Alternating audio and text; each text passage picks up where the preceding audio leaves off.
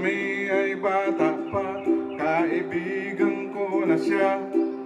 Matikas ang katawan kung pumorma, kung lumakad ay matangka, may sinasabi talaga.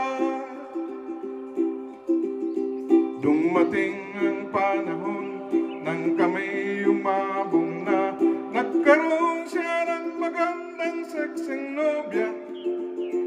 Palibas ay asindero at gwapo, lahat ng babae gusto siyang maging nobyo.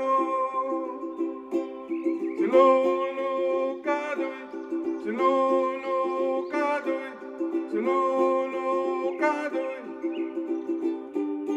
ay tumatanda na,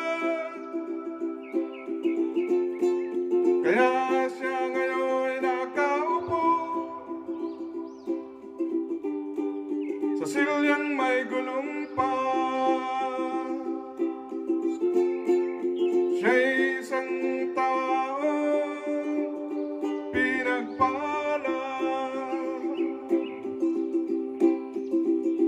Nang kami pa-retire na, bahay, nightclub at trabaho ang punta niya.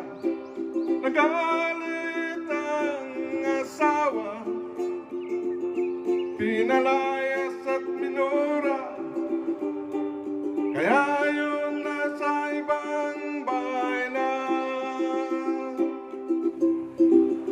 Nang kami tumanda na at hinanap ko na siya, yung pala nasa ibang bahay na.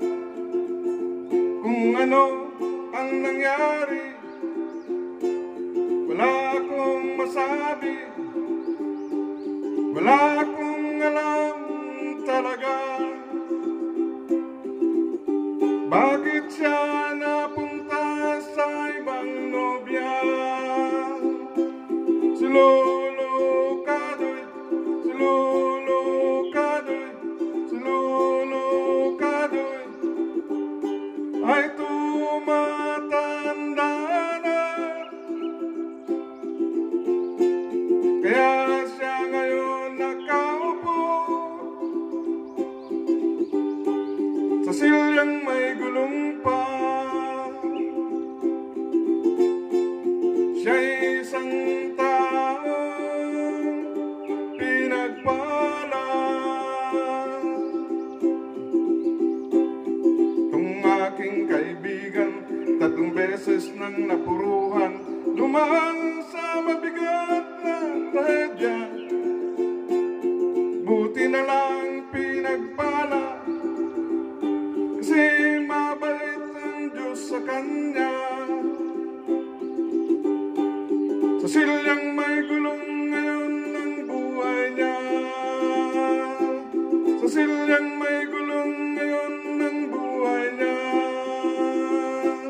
Si Lolo Kadoy, si Lolo Kadoy, si Lolo Kadoy ay tumatanda na, kaya ngayon siya'y